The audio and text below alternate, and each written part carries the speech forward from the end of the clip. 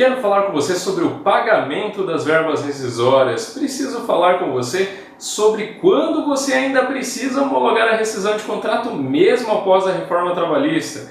Preciso falar com você quando que o prazo de 10 dias previsto na CLT, aquele prazo para você efetuar o pagamento de verbas rescisórias, quando não é aquele prazo que você deve observar. Precisamos conversar um pouquinho quando que você paga postergando ou quando você paga antecipando. Postergando, pessoal, para verbas rescisórias, pagamento de verbas rescisórias, foque nessa resposta. Nunca. Antecipando, sempre. Você precisa saber os prazos para quando você paga em dinheiro, em cheque ou transferência bancária, TED, DOC, depósito, tudo aquilo que você já conhece. Então vamos falar um pouquinho sobre tudo isso, pessoal. Vamos entrar neste assunto da pagamento de indenização por atraso das verbas rescisórias. O que você já sabe é que o atraso no pagamento das verbas rescisórias ele traz duas implicações. Uma delas é a infração administrativa, que você acabaria pagando uma multa, por exemplo, para o Ministério do Trabalho. A segunda delas é que, atrasando o pagamento de uma verba rescisória, você teria que pagar uma indenização ao empregado equivalente a um salário deste empregado. Então, esta penalidade por você atrasar um mero diazinho no pagamento das verbas rescisórias. Quanto à previsão legal, onde isso está previsto, Alan? Está previsto tudo no nosso 477 da CLT. Inclusive o nosso prazo, que hoje, depois da reforma trabalhista, lá no finalzinho de 2017, unificou esse nosso prazo em 10 dias, tá? Qualquer que seja a modalidade de cumprimento de rescisão de contrato de trabalho, cumprimento do aviso prévio. Então, todas as modalidades, seja trabalhado, indenizado, término de contrato de experiência, término de contrato de trabalho, prazo determinado. Então, todas essas modalidades ficaram unificadas em 10 dias para efetuar o pagamento, mas isso eu acredito que você já saiba.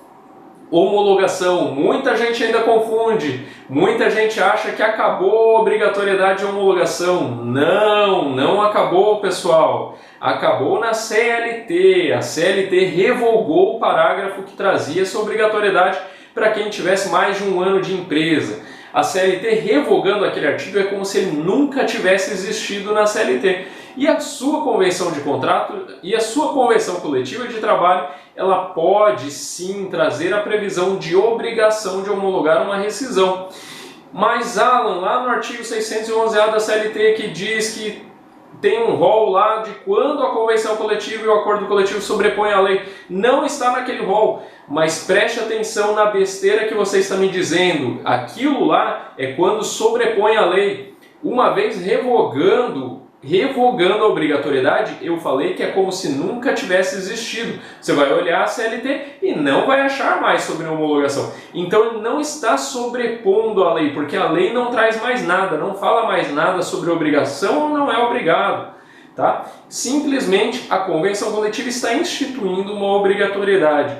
Seria diferente se eu dissesse para você que a CLT diz que é proibida a homologação. E aí no 611-A tivesse lá dizendo o rol inteiro e nada daquilo constasse sobre a homologação. Então aí você poderia usar essa justificativa. A CLT proíbe homologar. Então a CCT não pode sobrepor a lei porque não está no rol.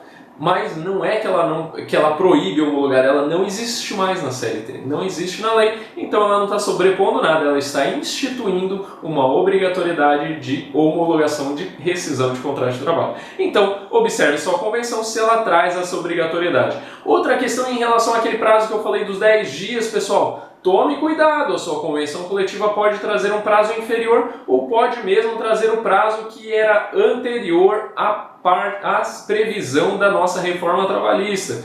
Qual que era o prazo anterior? Que para término de contrato de trabalho, término de aviso prévio trabalhado, término de contrato de experiência, você tinha que pagar até o primeiro dia útil seguinte ao término. Se a sua convenção estiver trazendo esta previsão ainda, você deve seguir qual, pessoal? 10 dias ou essa previsão? Essa previsão, obviamente, inclusive ela é muito mais benéfica para o seu empregado. Quer correr o risco? O valor é de um salário do seu empregado, além de multa administrativa pelo Ministério do Trabalho.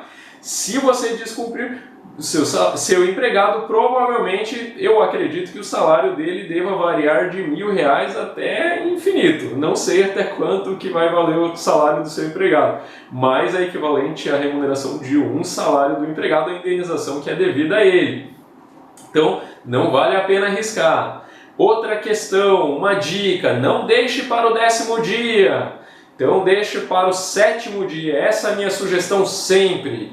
Sempre que eu falo com as pessoas, eu sugiro pagar no 7º dia como data limite. Por quê? Porque aí você tem uma folga se alguma coisa der errado. Se você ficar sem internet aquele dia na sua empresa, se você não consegue fazer a transferência, se acaba a luz, se acontece alguma coisa, você adoece, ou a pessoa que ia fazer a rescisão adoece, ou é atropelado, ou qualquer coisa.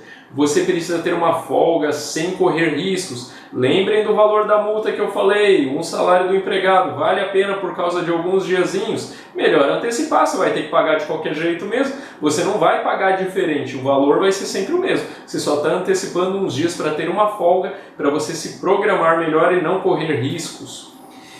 Em relação ao pagamento, dinheiro, cheque ou transferência bancária, cheque, pessoal, só se fosse salário, só se fosse não verbas rescisórias, mas salário. Salário você pode pagar em cheque desde que, se o empregado, o horário de trabalho dele coincida com o banco, desde que você libere ele para que ele vá até a instituição bancária e proceda o desconto desse cheque durante o horário de trabalho, sem desconto nenhum em seu horário de trabalho.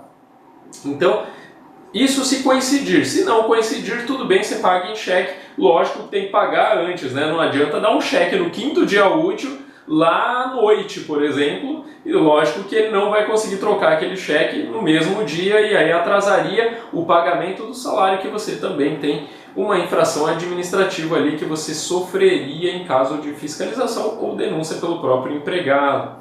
Tá? Mas falando de rescisão, voltando ao foco que é o pagamento da rescisão, cheque, pessoal, nunca. A única possibilidade trazida ali pela nossa legislação é a possibilidade de cheque administrativo. Você tem um? Não? Então esqueça o cheque administrativo. Cheque administrativo é um autorizado pelo banco. É um cheque que o banco garante os fundos daquele cheque. Que se esse cheque não tiver fundos, o banco vai garantir o pagamento dele.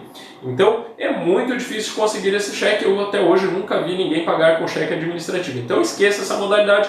Pense no dinheiro e pense na transferência bancária, depósito bancário, TED, DOC e tudo mais. Dinheiro, pessoal. O 10º dia caiu em dia não útil, sábado, domingo ou feriado, por exemplo. Sábado para fins trabalhistas é dia útil, mas digamos que a empresa abra ou não abra, né? Então, se a sua empresa abre, porque você trabalha, por exemplo, num shopping, né? E abre de domingo a domingo. Então, se a sua empresa abre, é plenamente possível até o 10º dia útil, se cair, até 10º dia para o pagamento, se cair em dia não útil, a data que você vai efetuar o pagamento, não tem problema, porque a sua empresa abre, né? Então, se a sua empresa abre, pode agendar lá com o empregado, coloque bem certinho no aviso, pegue a assinatura dele para ele estar ciente que ele tem que comparecer lá. E se a sua empresa não abre sábados, domingos, feriados, o que você tem que fazer? Você vai pagar em dinheiro. Antecipar, postergar jamais. Antecipa para sexta-feira, por exemplo, tá? E se você faz depósito bancário, pessoal, como que você tem que observar isso? Você tem que pensar na disponibilidade do dinheiro na conta do empregado. Você tem que fazer a transferência, o depósito, o TED, o DOC, seja lá o que você vai fazer.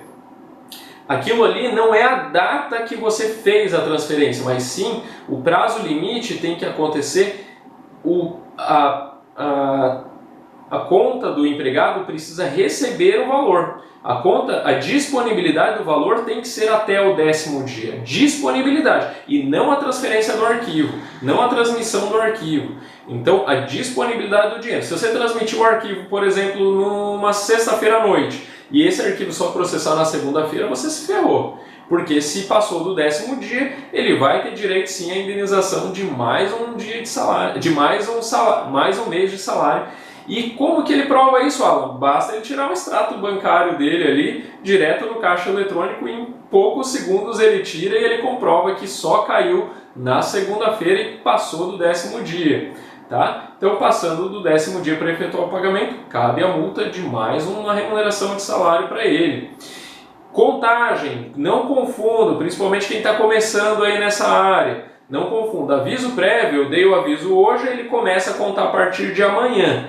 Data de pagamento, prazo para pagamento, dei o aviso hoje, começa a contar hoje. Então você tem o dia de hoje e mais 9 dias para efetuar o pagamento dessa rescisão, dessa verba rescisória, tá? Isso, logicamente, lembrando se a sua convenção não traz prazo inferior a este. Então, pessoal, foram muitas e muitas coisas que eu falei para vocês num único vídeo. Então, espero que eu tenha podido passar algumas dicas para vocês, que vocês se beneficiem, que vocês prestem um pouquinho de atenção para não correrem riscos em relação ao atraso no pagamento das verbas rescisórias.